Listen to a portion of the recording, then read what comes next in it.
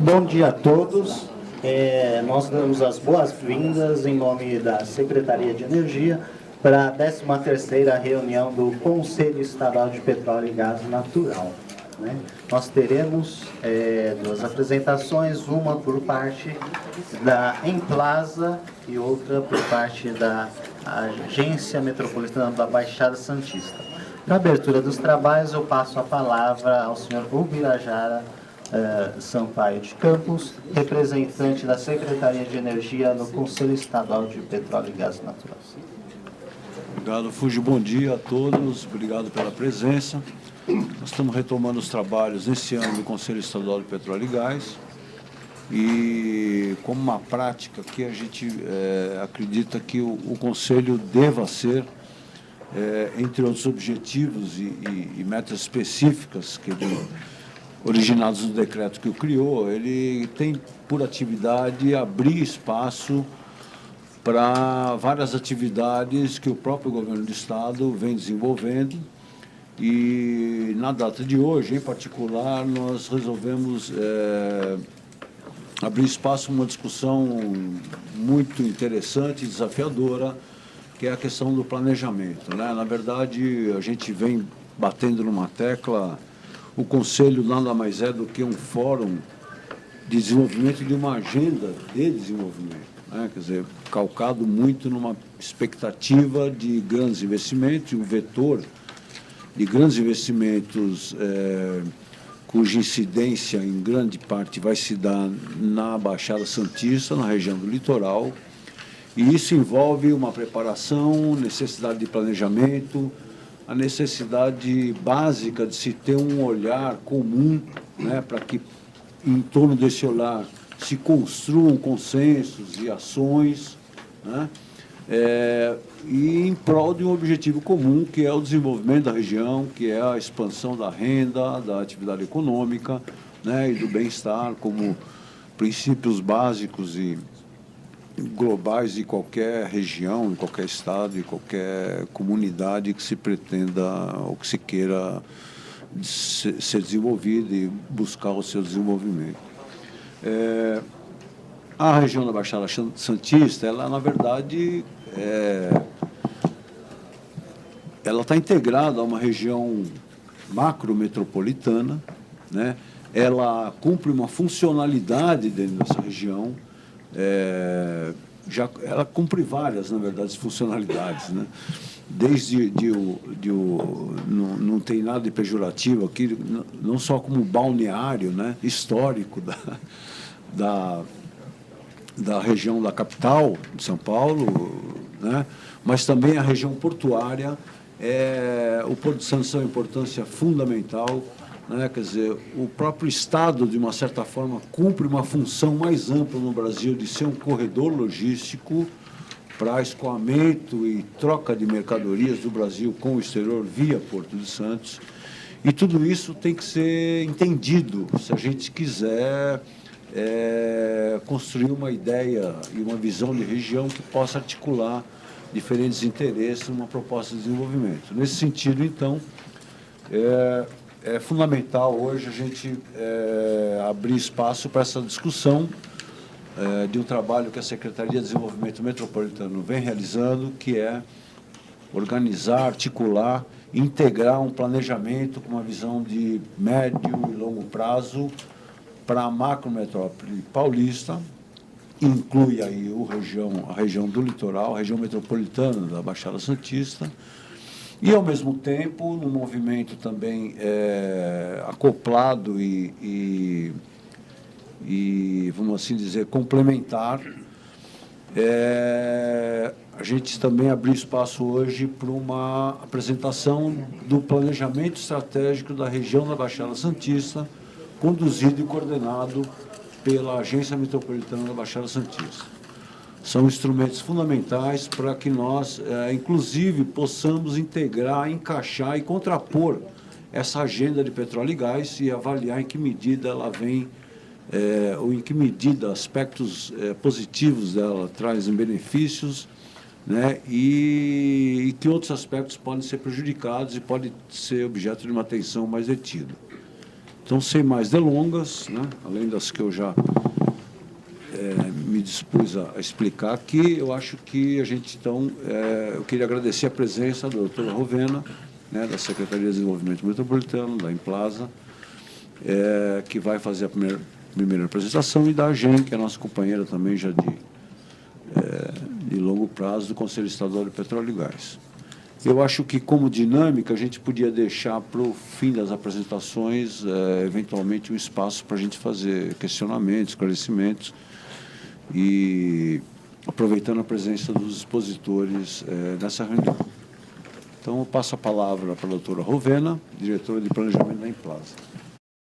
Bom dia a todos. Eu queria agradecer à Secretaria de Energia, em nome do Birajara, que é nosso parceiro nessa discussão do plano de ação da macrometrópole, e contar aqui inicialmente o porquê... Não precisa. O porquê desse plano. Nós fizemos, no final do ano 2010, um estudo sobre a dinâmica urbana e regional do Estado de São Paulo, que saiu uma publicação, que é a caracterização da rede urbana e a regionalização do Estado, segundo uma dinâmica demográfica, econômica, urbana e ambiental. E olhando essas questões e cruzando esses dados, a gente identificou qual era a rede de cidades que tem comando sobre esse território e a área de influência dessa cidade de comando nesse território da qual ele captura determinadas dinâmicas. Quando a gente olha para esse resultado do trabalho, evidencia um território que nós... Não achei os mapas. Tudo bem. Evidencia... Mas pode botar esse mapa... Evidencia um território que nós denominamos macrometrópole, que pega algumas regiões que têm forte articulação e integração funcional e de complementariedade econômica e urbana. Eu estou falando de um território que vem de Piracicaba até a Baixada Santista, passando pelo Vale do Paraíba, Sorocaba, Jundiaí, Campinas e duas micro-regiões que são São Roque e Bragantina, ali na região de Bragança Paulista. Esse território, ele representa 85%, 83% do PIB do Estado de São Paulo e representa 73% da população do Estado de São Paulo.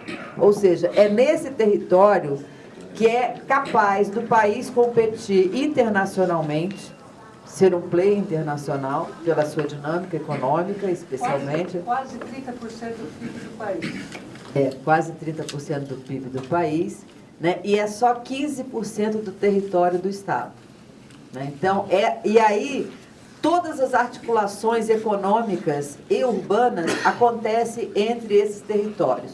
O último censo, que é o de 2010, revelou que circulam nesse território cotidianamente, quase que diariamente, né, porque tem frequências que podem ser de 3 vezes por semana, 2.900.000 pessoas circulam cotidianamente nesse território para trabalhar ou estudar.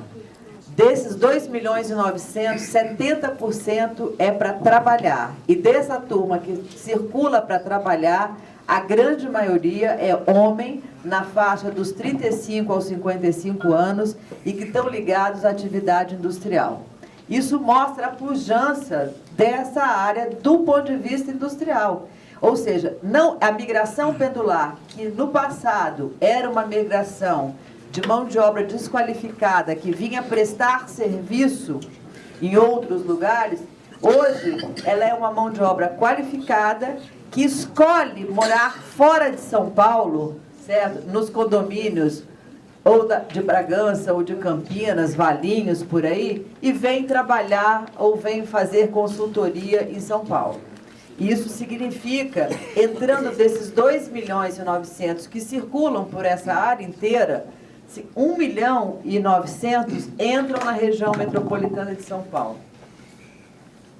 E dessa parte, 1.100.000 entra na cidade de São Paulo. Ou seja, São Paulo é a cidade, aquela metrópole que é global, mundial, e que comanda essa rede de cidades e que tem forte integração funcional. Por que tem forte integração funcional? Porque as suas relações econômicas se dão para escoamento de produção e conhecimento ou pelo Porto de Santos, ou pelo aeroporto de Guarulhos, ou pelo aeroporto de Campinas. Então, a função de complementariedade de logística da principal metrópole está fora da cidade de São Paulo, né, da metrópole central. Isso mostra a forte integração desses territórios.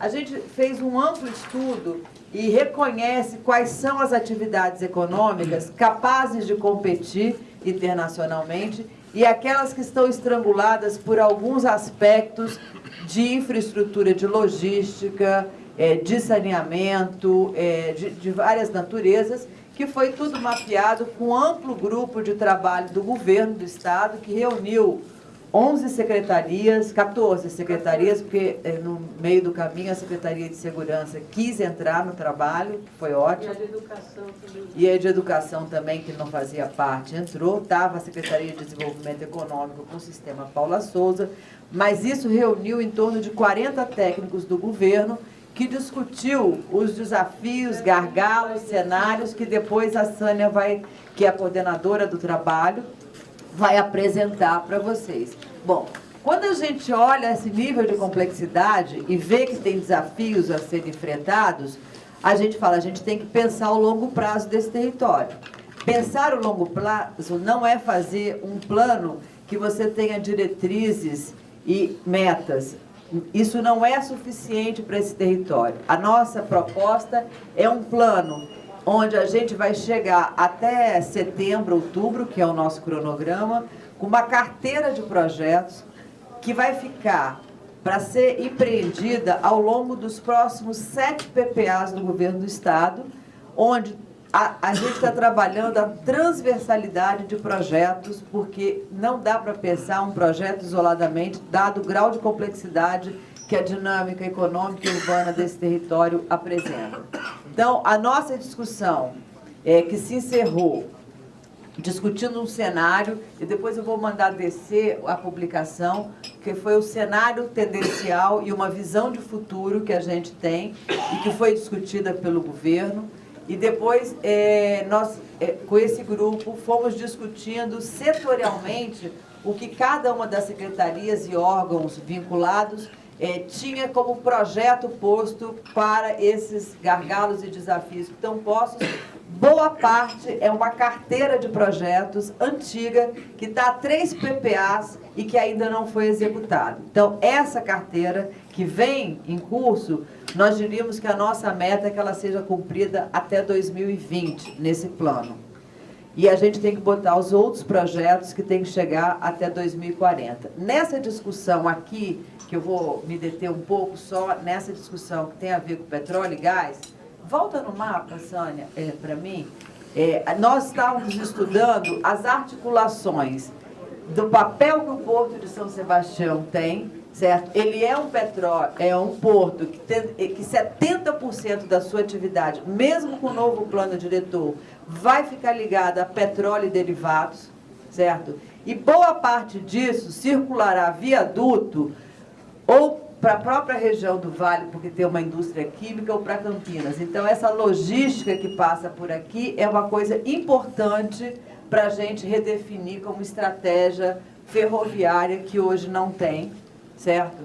Porque boa parte disso vai para duto, mas 30% daquilo que é carga geral ou granel precisa também escoar e não necessariamente precisa ser por rodovia, porque tem problemas ambientais que dificilmente serão superados aqui. Então, essas são discussões que nós estamos levando e que vai impactar profundamente. Esse porto, ele não compete com o Porto de Santos, ele tem funções, até onde a gente vem discutindo com os especialistas, distintas, eles têm funções complementares, sim, naquilo que diz respeito a granel, mas ele nunca vai tirar a centralidade do Porto de Santos, né, ou do complexo portuário. Eu aí estou chamando, porque eu estou falando de todos os terminais portuários que Santos representa, Mas o impacto do pré-sal aqui tem menos a ver com petróleo e muito mais aqui, né? E o impacto do pré-sal,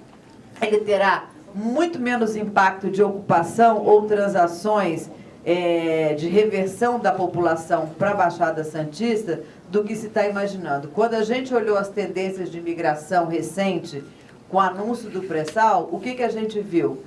Tem população que vem de fora, do Rio de Janeiro, chega em São Paulo e desce para Santos e volta no mesmo dia, certo? Que são os consultores, são os fornecedores da Petrobras, que não mudarão para Santos e para município nenhum do litoral, porque são fornecedores, certo? E porque são consultores. Então, essa mítica de que o impacto do pré-sal vai acabar com Santos ou vai pressionar, o que está pressionando a Baixada Santista é o crédito imobiliário, que está pressionando qualquer cidade brasileira, certo? Porque o mercado tem um crédito facilitado e que então a especulação gira em torno a hora que o crédito se arrefecer, pode estar saindo todo o petróleo que tiver aí, que ninguém vai estar vindo morar, porque como ele sai, ele é longo e sai de cabotagem, ele não vai passar, não tem impacto territorial aqui. Esses são os estudos que a gente está identificando aqui.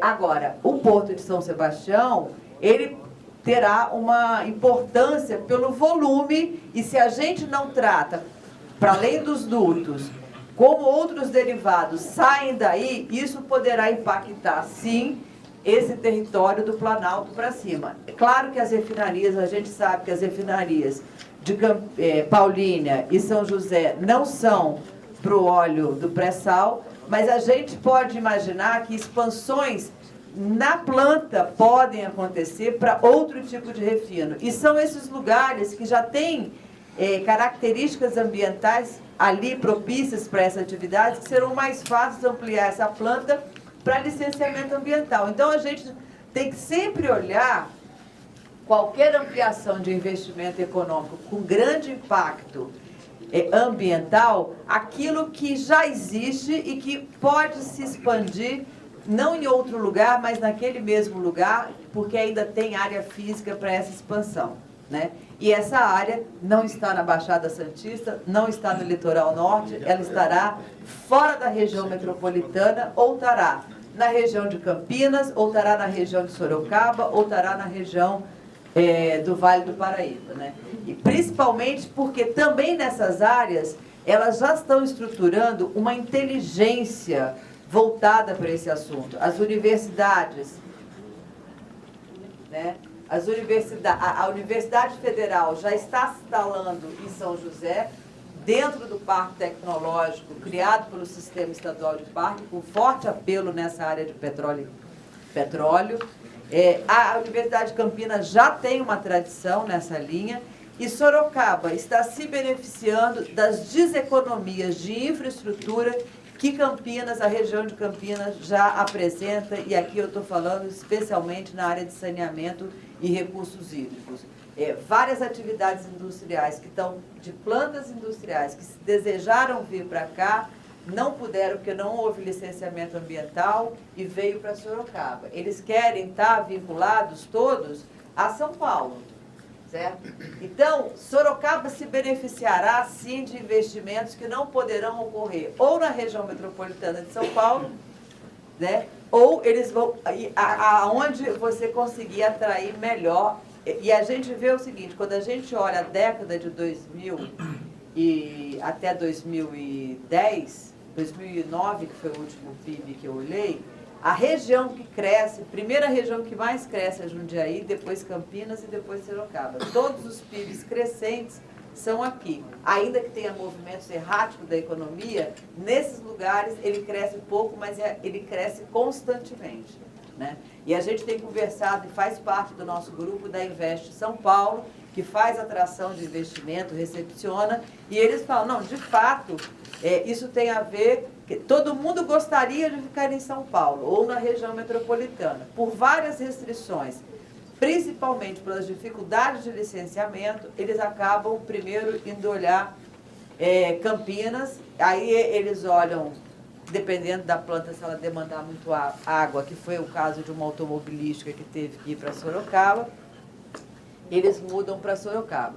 Então, essa leitura dessa dinâmica é que faz com que a gente tenha que pensar quais são os projetos necessários para para destravar esses problemas que Campinas está revivendo. Muitos deles são de governança. Por exemplo, na região de Piracicaba e Campinas, o manancial transfere 30% da água para São Paulo. E agora, daqui ao ano que vem, eu acho que é o ano que vem ou daqui a 2 anos, o contrato de repasse com a Sabesp dessa água vai ser revisto.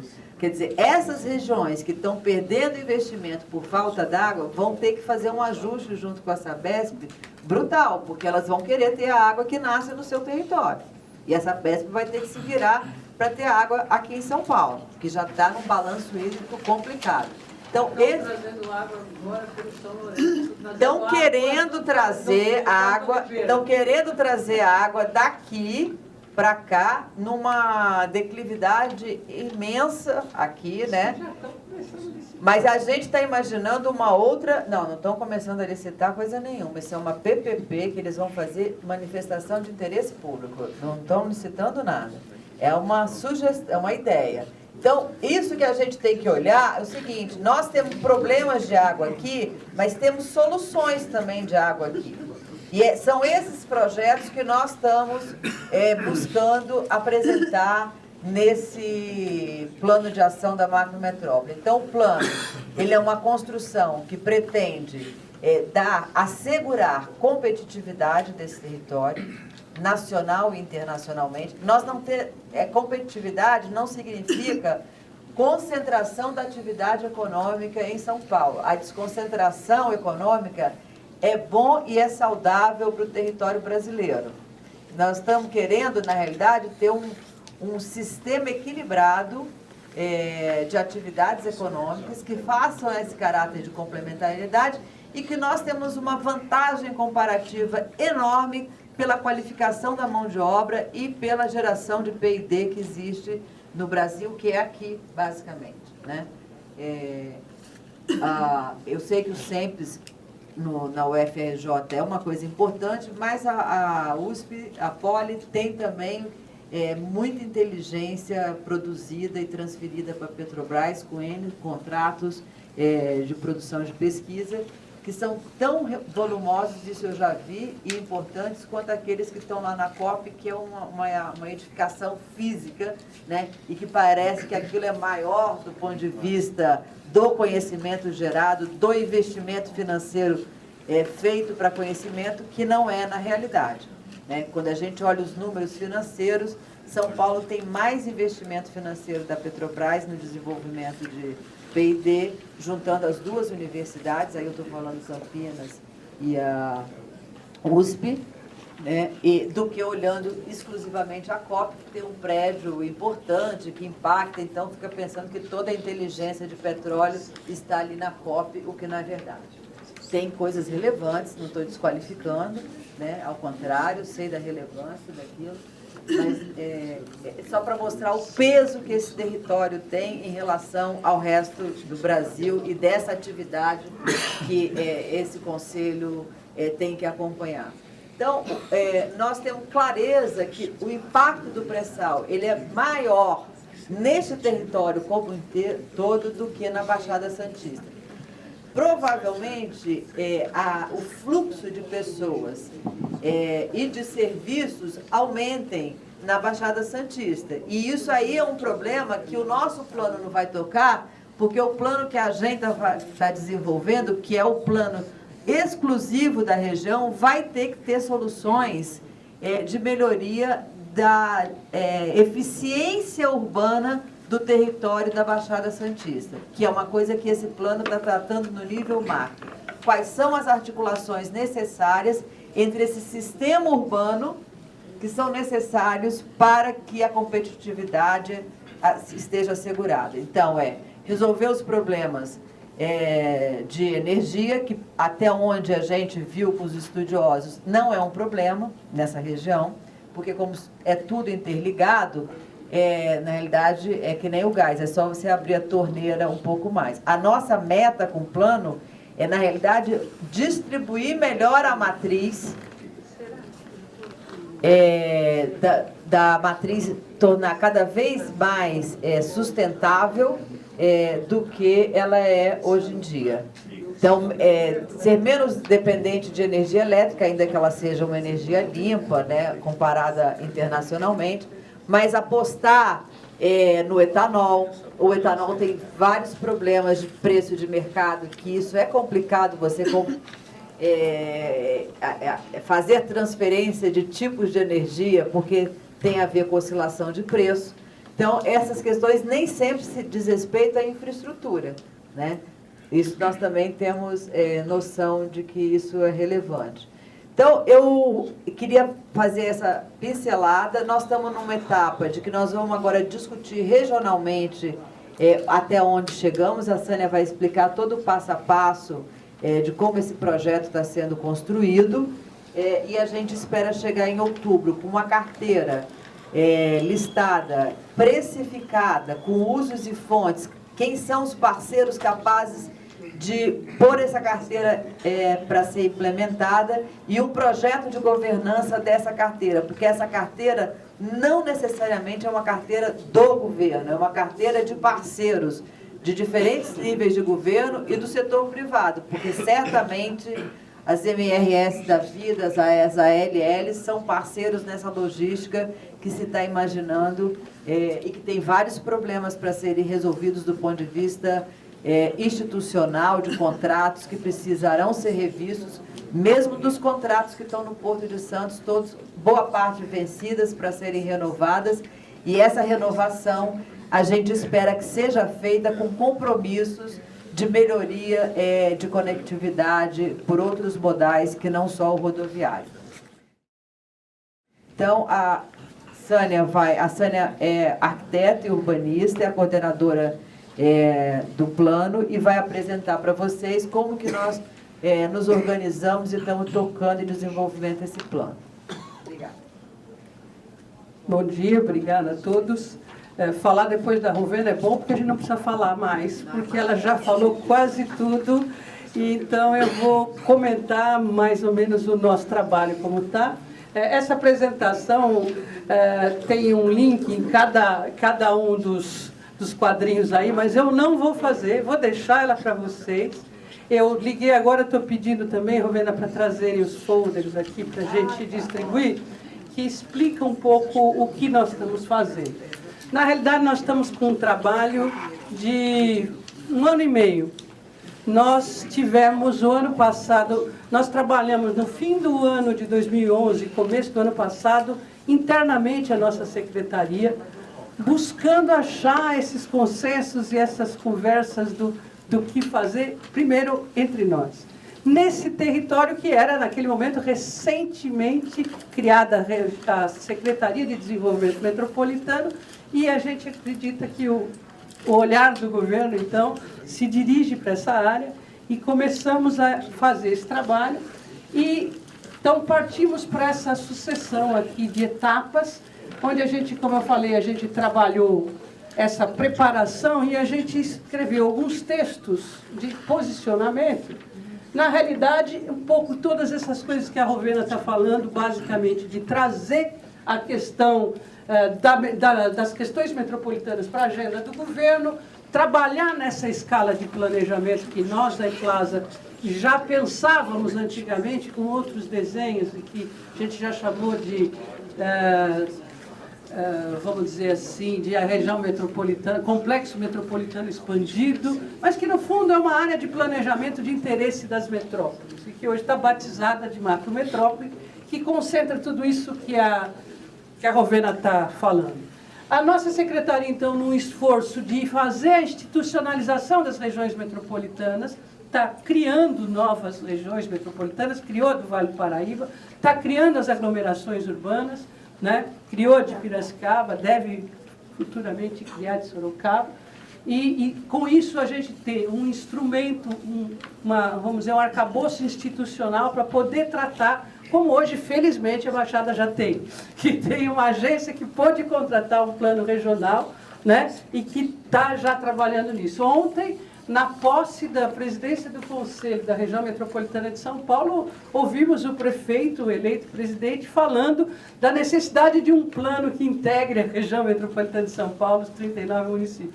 Essa, né, a gente faz isso desde a década de 70, já fizemos vários planos, então eu acho que a questão maior nossa é essa que estamos discutindo aqui, como trazer essas ações para a centralidade, como transformar esses planos em ação. Por isso, acho que você pode... Bom, essa é uma ferramenta de longo prazo, que já foi falada pelo presidente aqui do Conselho, e que busca foco no território, e como já disse a Rovena, nós estamos trabalhando com 2 horizontes temporais. Um que a gente chama de meta, né? A nossa primeira meta é 2020, e o nosso horizonte mesmo de trabalho, para ter a mesma visão de futuro, para alinhar todas as visões, é 2040. Certo? É isso. Você volta lá. Na realidade, a gente trabalhou com uma leitura do território, nessa fase de diagnóstico que a gente... Acho que nem precisa, acho que a Rovena falou muito disso, né? A gente percebeu a necessidade de ter ligações perimetrais, que a gente sobrecarrega, né, o município de São Paulo, 10 estradas que chegam, um rodonel que ainda não está pronto, mas que já fica, né, a necessidade de um ferroanel, essas ligações, como falou Rovena, que, né, Porto de São Sebastião, São José dos Campos, Campinas, ou seja, são ligações que a gente deve e precisa reforçar, né, Campinas, Sorocaba, Piracicaba, e pensar em trabalhar tudo isso como um sistema complementar, que exerça funções complementares. Aí nós escolhemos 3 eixos estratégicos, se você puder, que são para simplificar nosso trabalho, que são a conectividade do território e a competitividade econômica. Acho que toda a questão de logística, nós que somos, eu moro em Santos também, nós que somos da Baixada, que vivemos na pele, os impactos de problemas no fluxo, né, de cargas, e de a gente pensar a logística por pedaços e não no seu fluxo inteiro, nessas dificuldades, a gente vive isso no nosso dia a dia, sabe da importância desse primeiro eixo. A questão da coesão territorial e da urbanização inclusiva, onde nós estamos analisando os impactos urbanos, vamos dizer, de todas essas ações, e aí acho que as discussões dos investimentos em petróleo e gás, a questão do pré-sal, os impactos diferentes disso em cada região, tanto aqui em São Paulo como na Baixada, no litoral norte, os impactos urbanos são de muito maior peso, vamos dizer, que significam para a região um peso grande em função do... A região ainda não é uma região equipada e preparada para receber esses impactos. E um terceiro eixo, que é o da governança metropolitana. Como ter uma ação regional metropolitana efetiva, que funcione, né? Como a gente conseguir transformar os nossos diagnósticos em ações. E, se puder voltar lá para a figura.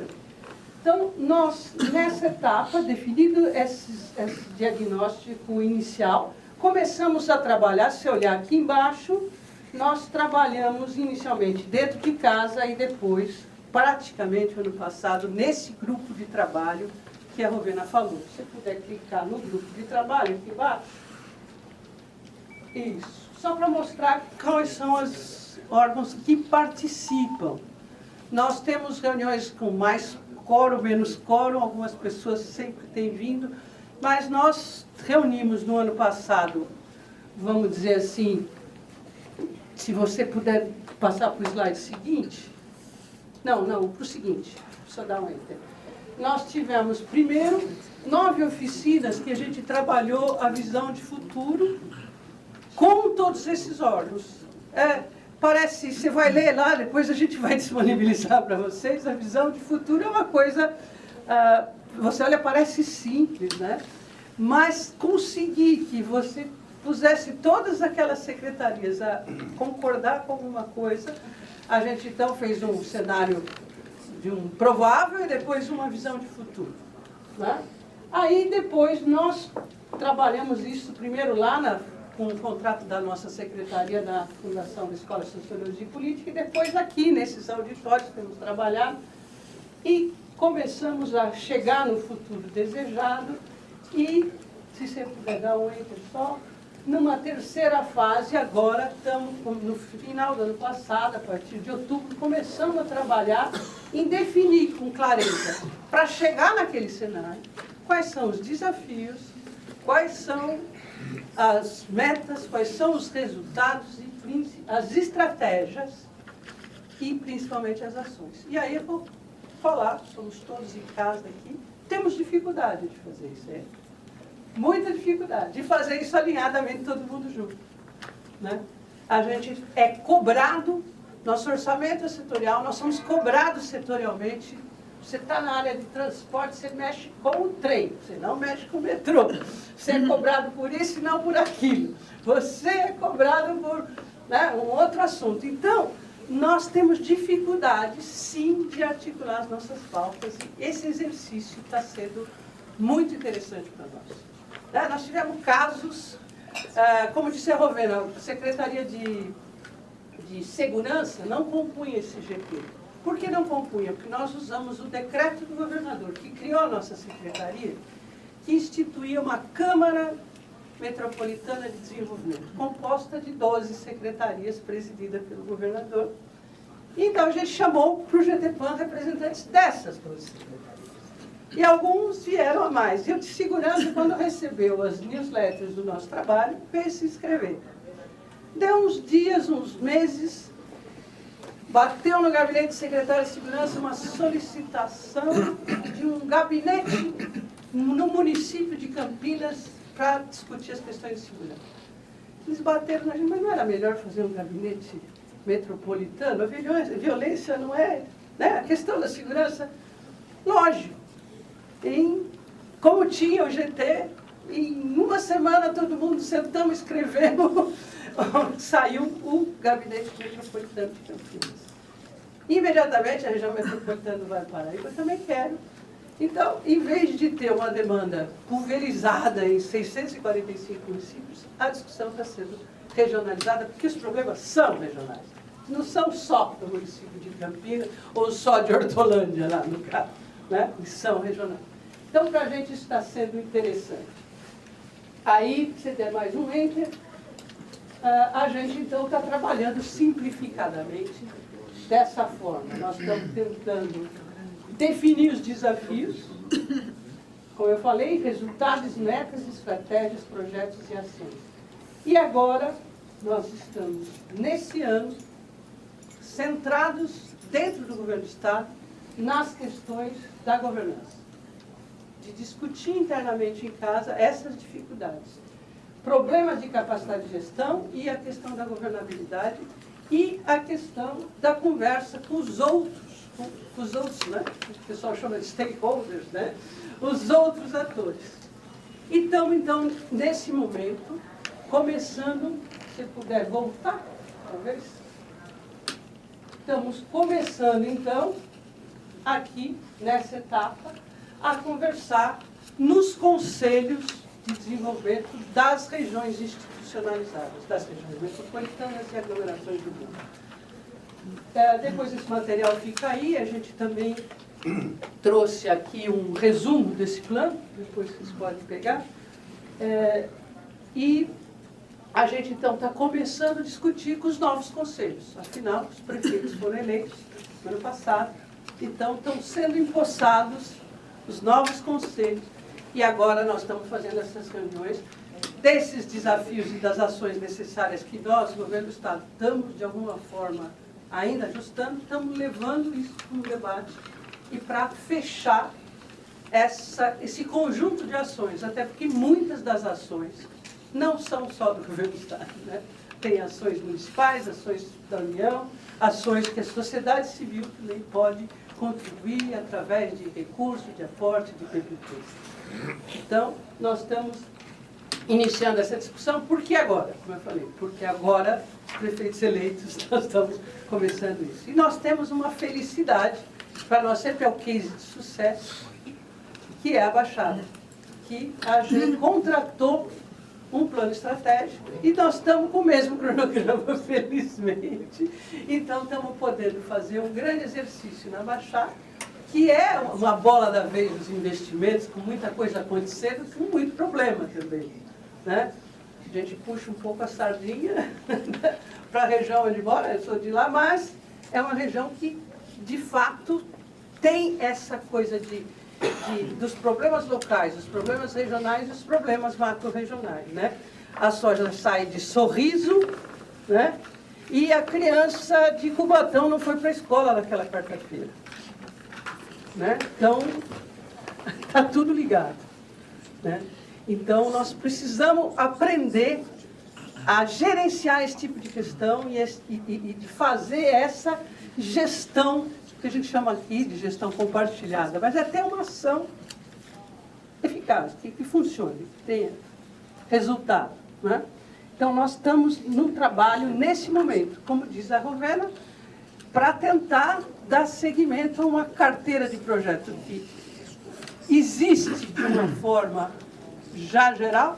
Quer dizer, se a gente tivesse aqui alguém da Secretaria de Transporte, desde 2000 eles falam que precisa dos centros logísticos de carga, do rodoanel e do ferroanel. Nós temos uma parte do rodoanel, conseguimos. Por que não temos as outras, né? Sabemos todos. Como dizia a Rovena, nós temos uma carteira de projetos que precisa ser deslanchada e que já está aí. A questão da água, como ela falou, né? Que já está aí e que nós precisamos dar curso. E temos que pensar esse novo. Como que nós vamos ligar essa macrometrópole sem sobrecarregar São Paulo? Tudo tem que passar por São Paulo? Ah, tudo bem, metade das coisas tem origem ou destino na região metropolitana de São Paulo. Mas e a outra metade? A outra metade não precisa, não é verdade?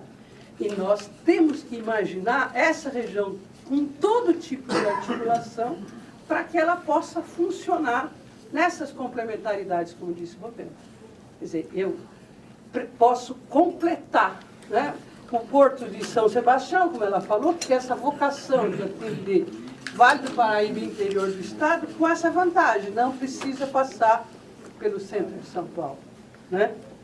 Então, são coisas que nós temos que aprender a trabalhar junto. Alguns resultados, se puder clicar nesse cinzinho aqui, a gente tem no site da Implaza e a gente tem uma série de documentos aqui, vamos dizer que, está vendo? Aqui eu tenho documentos que os órgãos setoriais trouxeram para o PAN. Aqui a gente tem documentos e reuniões feitas pelo PAN. Se você voltar agora, aqui eu tenho também, se você clicar aqui, mas estamos sem internet, né? Esse eu não colei a coisa, não dá. Aqui a gente tem também nas newsletters toda a documentação com os links dentro de cada vez, qual é o documento que a gente está falando. Estamos criando agora, para o fim desse mês, trazendo tudo que nós temos internamente na Implaza para a internet. Então vai ter um logo com esse símbolo do PAN, vocês vão poder olhar todos os documentos. E para o GT, nós estamos abrindo um blog, que devo mandar agora para os membros, estou olhando aqui, temos membros do GT PAN aqui, né? E que nós vamos montar um blog. E como nós decidimos trabalhar com reuniões mais espaçadas, então eu vou colocar sugestões que fizeram e que já temos sobre aquela nossa última reunião no blog, para a gente começar a estrear o blog semana que vem, provavelmente. Tá? E, por enquanto, vai ser um blog só para o GT, na medida que o GT aprova a documentação, daí ela vai para a internet. Tá? Então, estamos começando a inaugurar também um trabalho remoto. Mas queria falar aqui para vocês, porque nós temos uma repercussão internacional, que é interessante, onde o governo do Estado está sendo procurado, inclusive, para levar por sua experiência, e nós temos levado essa experiência de trabalhar como eu falei, em grupos de validação que vão se tornando mais amplos e mais complexos, como vocês viram, aquele depois a gente volta lá, naquele fluxograma tem umas flechinhas embaixo. Então, inicialmente a gente discutia dentro de casa, em plaza e secretaria. Passamos uns 8 meses discutindo só no GT, com representantes de 14 secretarias. E que agora estamos fazendo isso, discutindo nos conselhos dos municípios. Parece um trabalho lento, mas a gente acha que ele tem que ser firme e sólido para conseguir ter resultado. Para introjetar nos dirigentes públicos essas ações que mirem para o mesmo lado, que a gente reme para o mesmo norte, todo mundo, né? E quanto mais atores a gente puder participar, melhor. Estamos também agora iniciando um trabalho de consulta com, vamos dizer assim, as indústrias, os grandes segmentos da indústria, para discutir necessidades da sua localização e outros stakeholders que a gente tem que começar a trabalhar no GT, porque cada secretaria tem os seus e as suas necessidades e ver como levar essas visões integradas e de longo prazo para que as nossas ações do dia a dia vão se somando, né? Que a gente não corra o risco de pulverizar recursos e dispersar esforços. Tá? Aqui, como eu falei, a gente teve a primeira vez que o PAN foi falado, foi uma videoconferência que foi feita pelo governador com os 173 prefeitos e que tinha o Randy, que fez o plano de Chicago, que estava nos dando um apoio, e foi a primeira e a única vez que essa Câmara de Desenvolvimento Metropolitano se reuniu no Palácio, foi para dizer, vamos começar a fazer o PAN. Outro momento que a gente teve foi nessa reunião do governador com os prefeitos. Esse folder que a gente vai distribuir para vocês foi feito pelo Palácio e foi distribuído lá.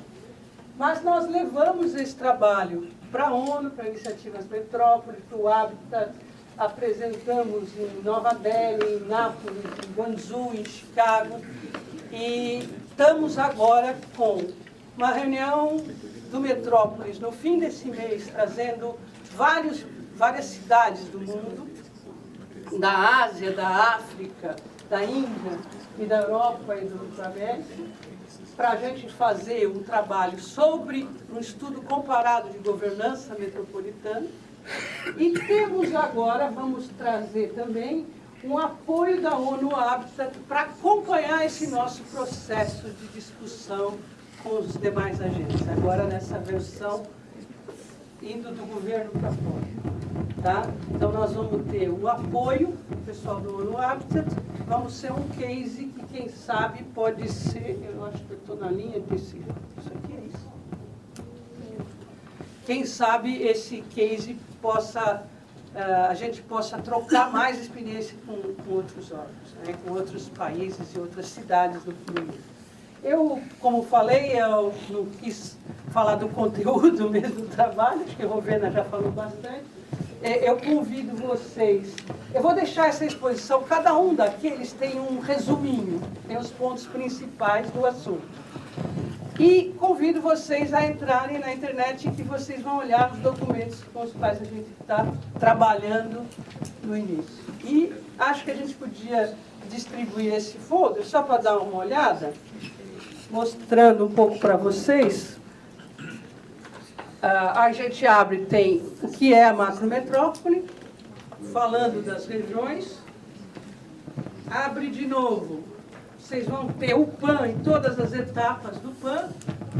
E se abrir de novo, tem uma imagem de satélite da macrometrópole, onde vocês vão ver tudo que é rosa, são as áreas urbanas, ou seja, é uma área extremamente urbanizada, e tem um mapa bom para poder dar uma olhada em curso, tá?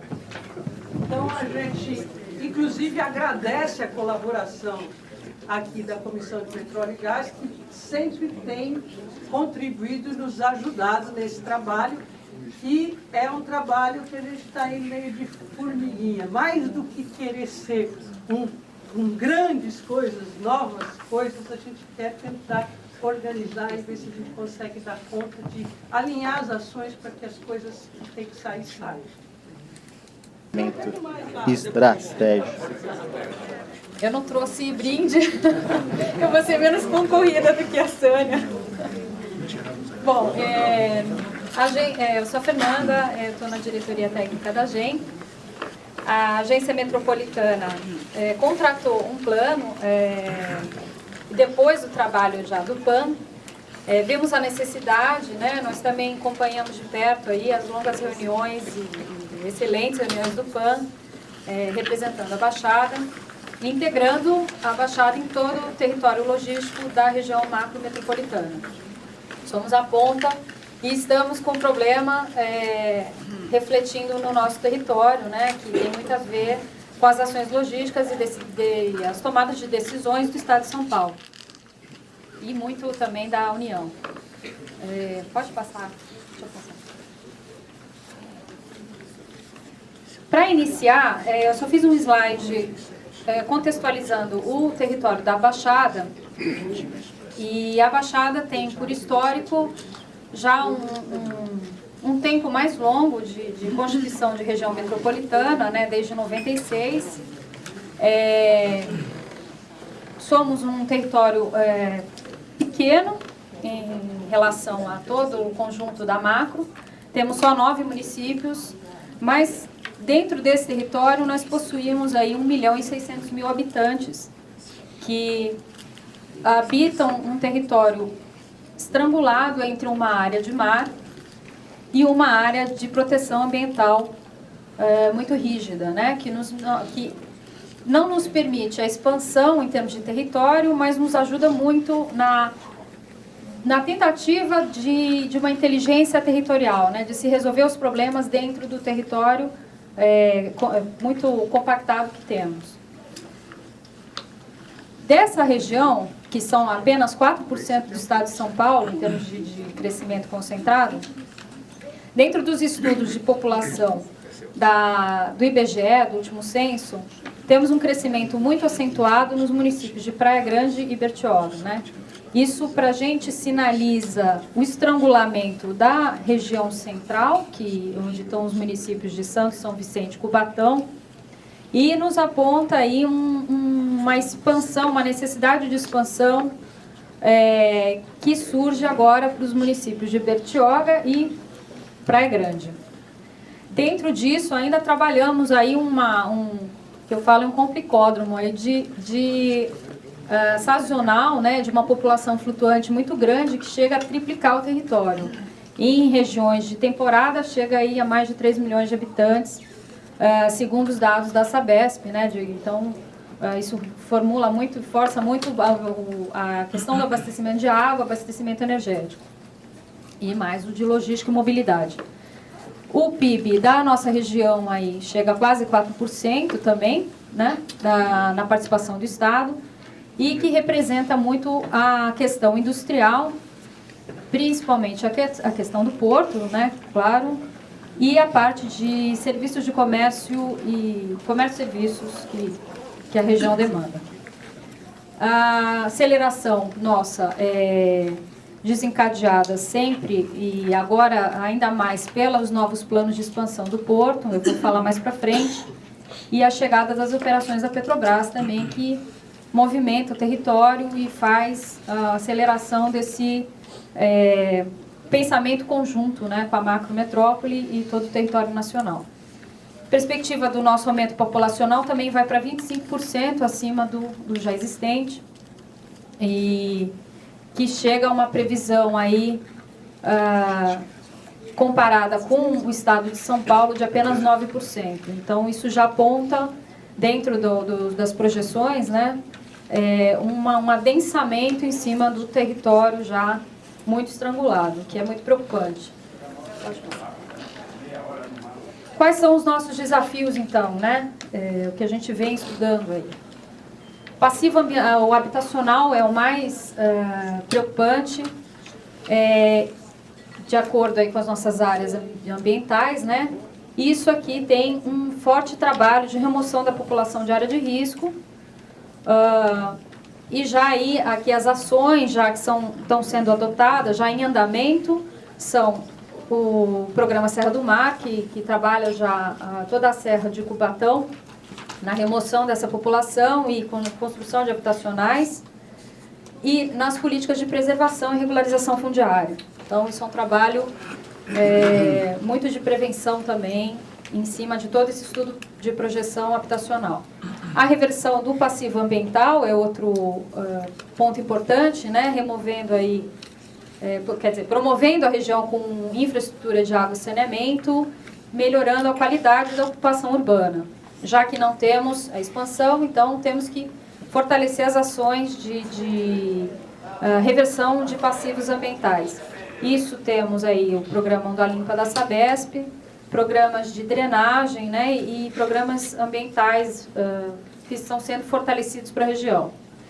Na questão de mobilidade, esse aí é muito preocupante, né? São as obras, fortalecimento das obras dentro de uma política sempre sustentável, que não impacte. E nisso já ações já em andamento são as ligações secas entre Santos e Guarujá, as obras do veículo leve sobre trilhos, que depois eu comento mais perto as ligações, e os investimentos regionais em cima das operações do porto.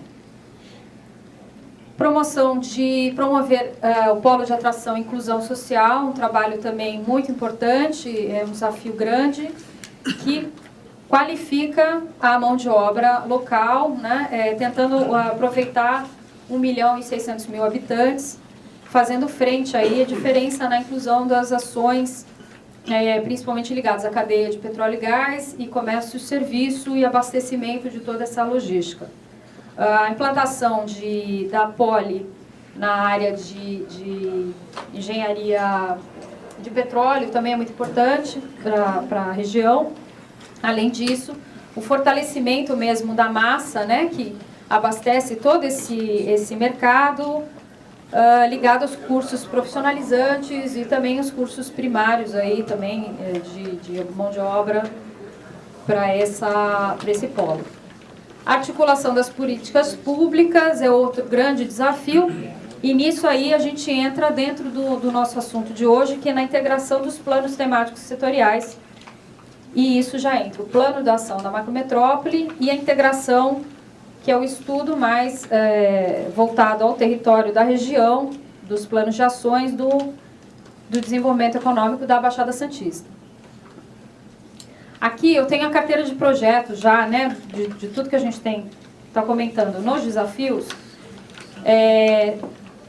já os projetos existentes e que vão ser integrados dentro desse plano nosso de ação. Muitos já existem, alguns estão em planejamento, em fase de planejamento. Temos aí o PINO, né, que foi um estudo super pertinente aí para o que a gente está tratando. O plano de saneamento básico, que entra nas ações ambientais. O plano de habitação estadual, já cruzando com planos habitacionais locais, com demandas, né, existentes.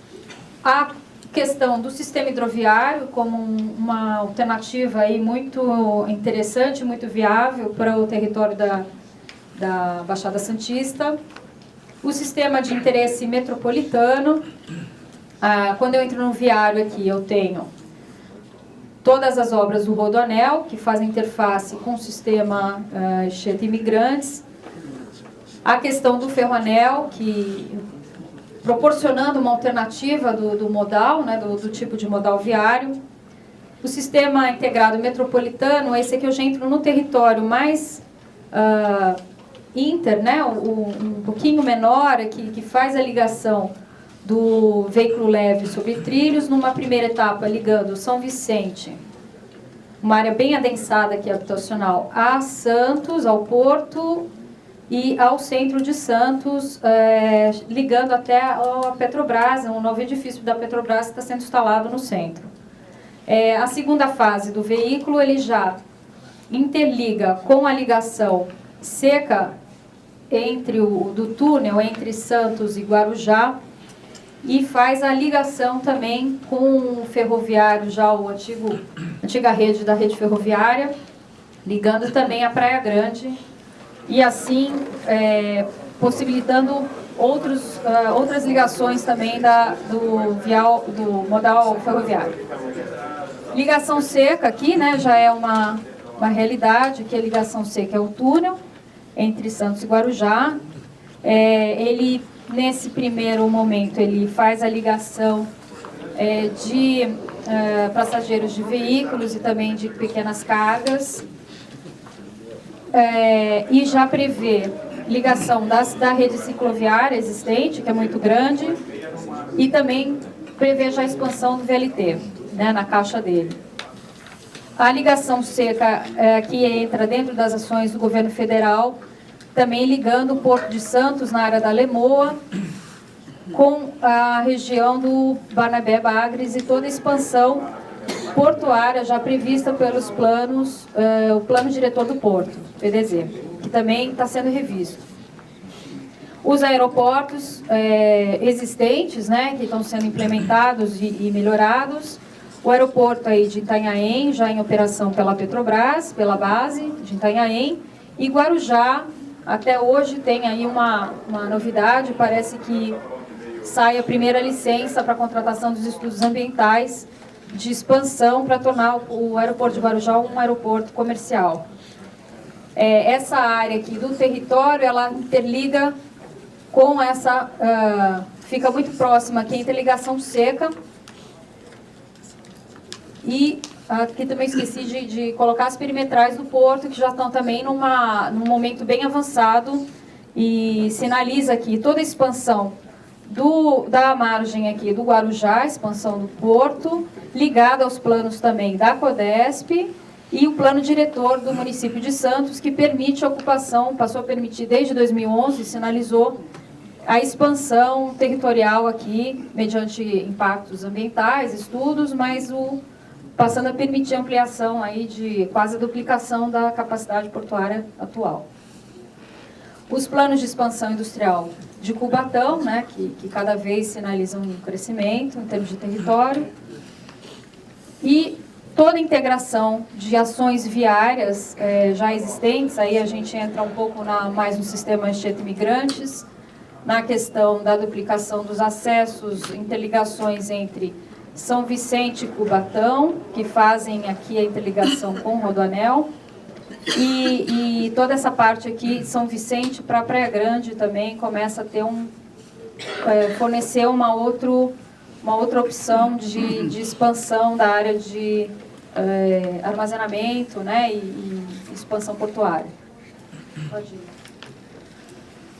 Qual é o nosso plano de trabalho? A gente fala de várias ações, né, que estão ocorrendo, muitas assim, até colocadas aqui, são divididas setorialmente. E diante disso, a AGEM contrata a empresa Geobrasílias em dezembro de 2012, final do ano, foi um processo de licitação, concorreram várias empresas, foi um processo muito interessante, com um convênio que a AGEM firmou com a Secretaria de Desenvolvimento Econômico, voltado a desenvolvimento de regiões metropolitanas, da área econômica, né?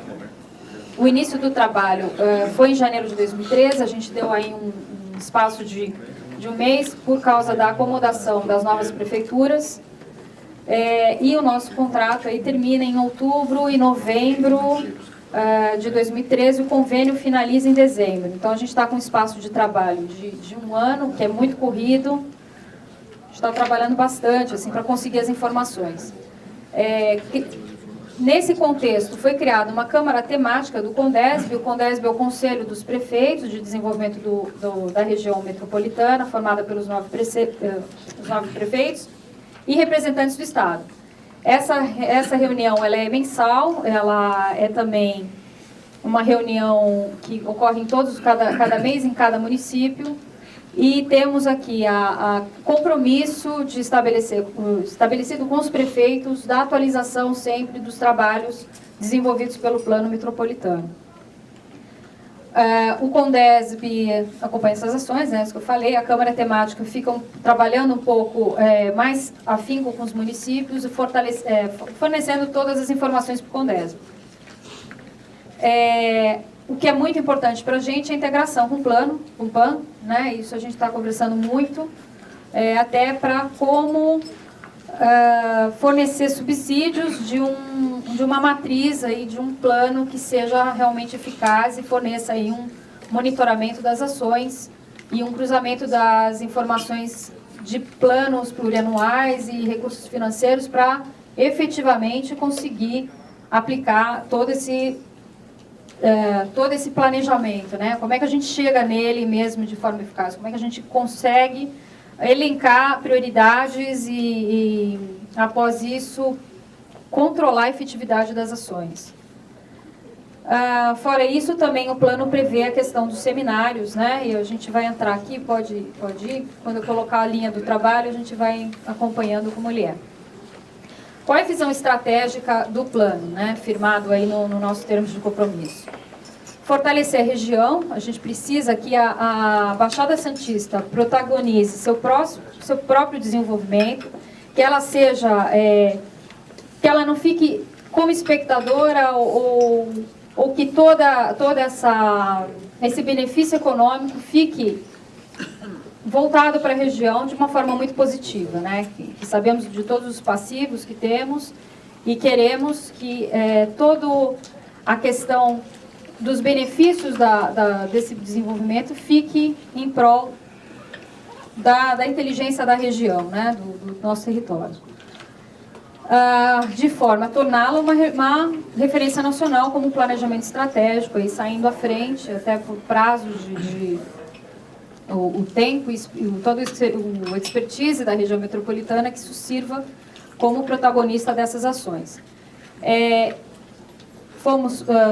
Queremos fortalecer as ferramentas de investimento e planejamento por meio de uma visão estratégica, ampliar a nossa governança, né, até muito em conjunto com que o produto do PAN é essa governança regional, alinhada ao fortalecimento dos municípios, porque a gente já chega um pouco mais na ponta, já estamos lidando com planos plurianuais das prefeituras locais, que nossas prioridades energéticas estejam baseadas no desenvolvimento econômico, urbano e social, principalmente, né, que eu coloquei no começo. E o mais importante é essa agenda de necessidade de investimentos, né, a orientação dos recursos e a cobrança forte em cima das ações o quanto antes para o desenvolvimento. Desafios, são muitos, né? Avaliar os impactos positivos, né? Isso a gente já colocou sempre, né? Que os projetos, planos e programas sejam fortalecidos em cada município, né? Estamos aí para também cobrar os municípios e para estabelecer uma relação de confiança entre governo de estado e desenvolvimento municipal. Identificar as lacunas de atendimento e infraestrutura, isso você já vê quando você espacializa as informações do território, quais são as dificuldades e que os municípios consigam integrar as informações de forma a desenvolver o território de uma forma mais regionalizada. Identificar essas oportunidades e fortalecer com isso as ações necessárias para que elas sejam integradas aí de uma forma positiva.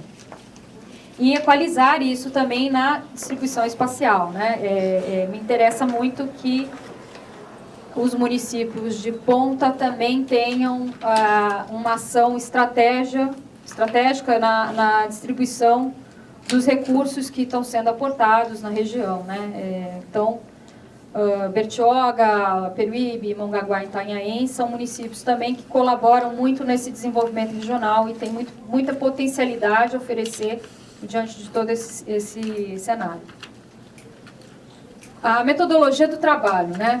A gente tem os dados de entrada, que são todos os planos setoriais, planos locais, entramos aí em todos os municípios, essa é a nossa corrida aí com todas as informações municipais, que me sinalizam principalmente a questão econômica e de expansão de atividades, né? Os planos diretores, os PPAs, as questões ambientais, temos aí o zoneamento ecológico e econômico, né, alinhavado já com os planos diretores na questão da expansão e preservação da Mata Atlântica. Temos também planos e projetos já desenvolvidos pela GEM ao longo desses quase 20 anos, né, e os agentes financiadores das ações e dos programas que podemos implementar.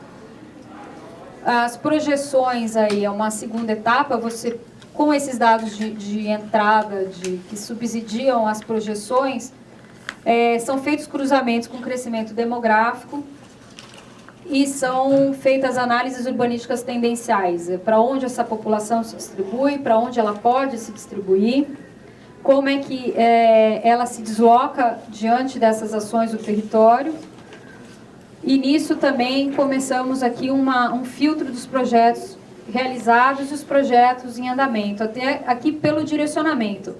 Os resultados são filtrados todos em eixos estratégicos. Como a gente já é mais um plano de ação, a Sênia colocou aqui, né, toda a questão da governança, né, os eixos aqui de conectividade, e o segundo é o Conectividade e competitividade econômica. Coesão territorial. Dentro desse cenário mais macro, já filtrando para eixos estratégicos de ações mais locais, a gente filtra todas essas questões que, perpassando mais na área habitacional, distribuição habitacional e equalização de todos os passivos. Na área de saneamento básico, que isso aqui também ele está diretamente ligado ao desenvolvimento econômico e ao polo turístico. Mobilidade e acessos, ligada à logística principalmente do porto, de distribuição da massa territorial. E o desenvolvimento econômico aí como um eixo estratégico fundamental para se projetar as ações futuras. Em termos de projeções mesmo, né, os nossos cenários, eles são um pouco mais curtos, a gente está trabalhando com 10 anos a menos, porque são ações que precisam ser um pouco mais ágeis, e a gente finda aqui, cruzando com o plano da macro até 2040, ao nosso plano de demanda.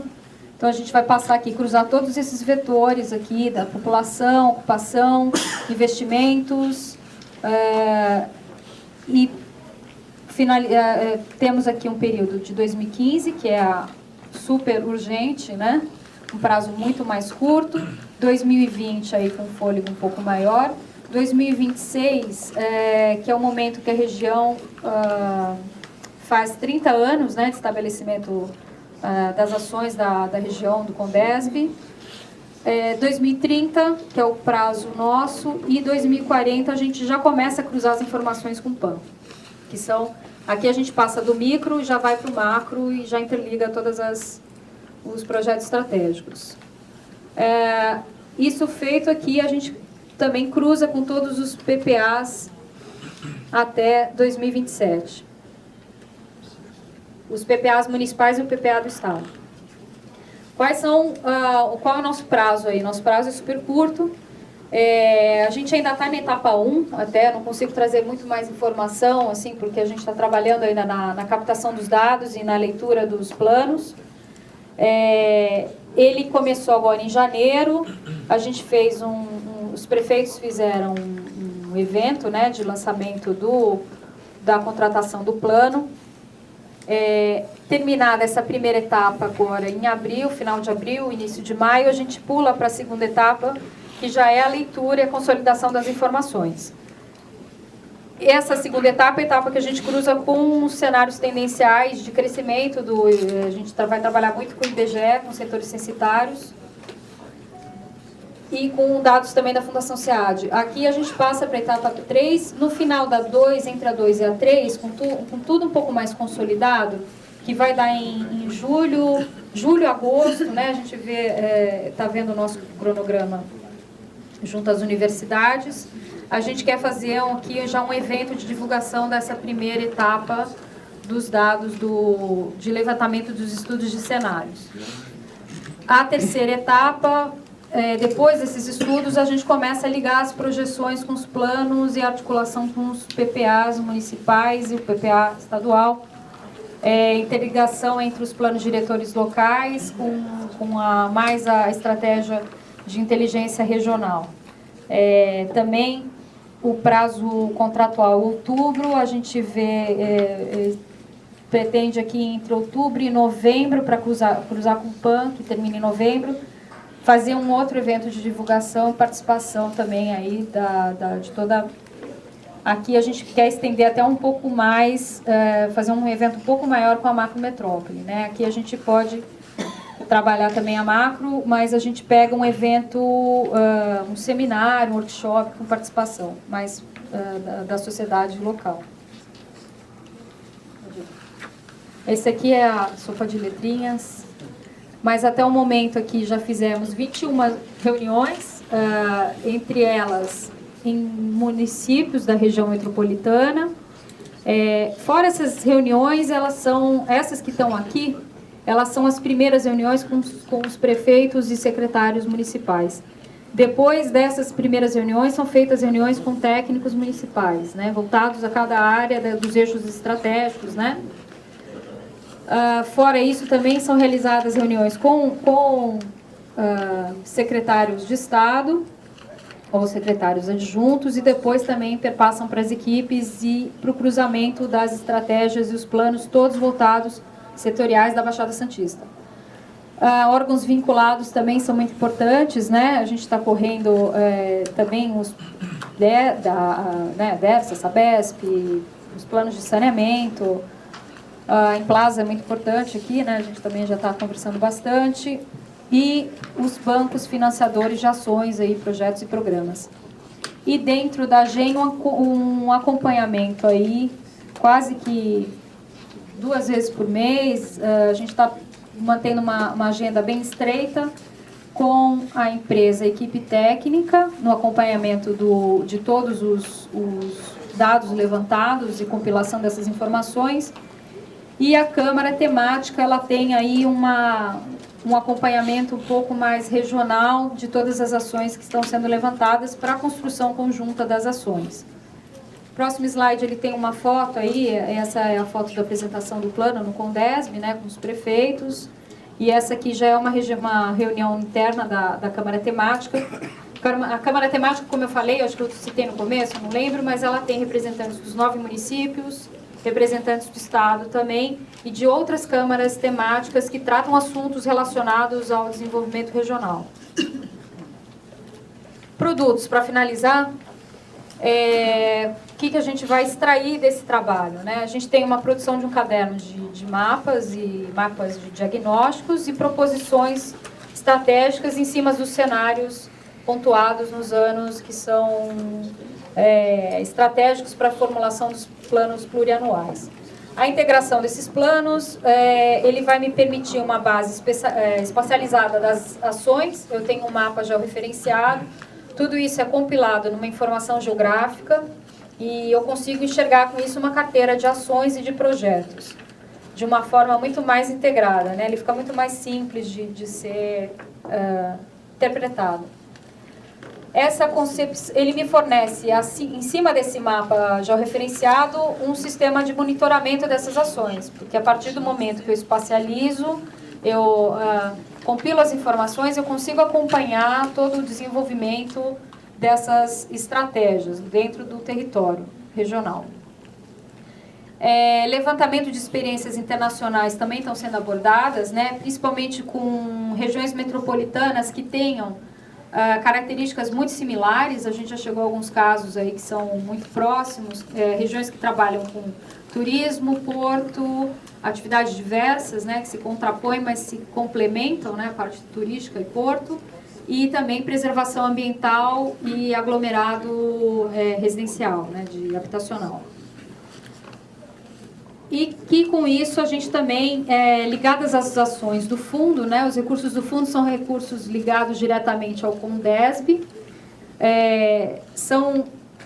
que isso aqui possa ser gerado uma cartilha de investimentos estratégicos, né? O fundo, ele tem uma aproximação muito mais rápida e eficaz no financiamento de obras públicas, que são estabelecidas dentro de um cronograma. Já a gente tem um plano metropolitano integrado de 2002, que já estabelece e elenca ações que são ações de desenvolvimento regional, projetos estratégicos, e daí a gente tem muita coisa interessante, né? A gente extraiu daí O plano cicloviário metropolitano, que tem aí quase 40, 50% das ações implantadas.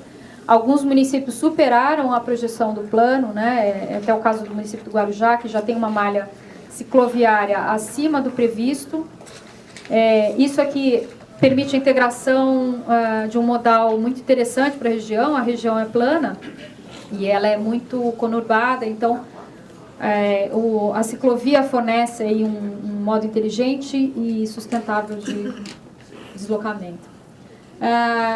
Para finalizar aqui o mapa, esse já é um primeiro mapa gerado, né, das informações. A gente ainda vai trabalhar isso aqui numa forma mais plástica, né? Esse mapa é muito mais duro, né? Um mapa de estudo muito ainda técnico. E queria agradecer, tá? A gente se coloca à disposição pela Agência Metropolitana, também à disposição pelo PAN, e a gente abre, acho que agora, né, para debate.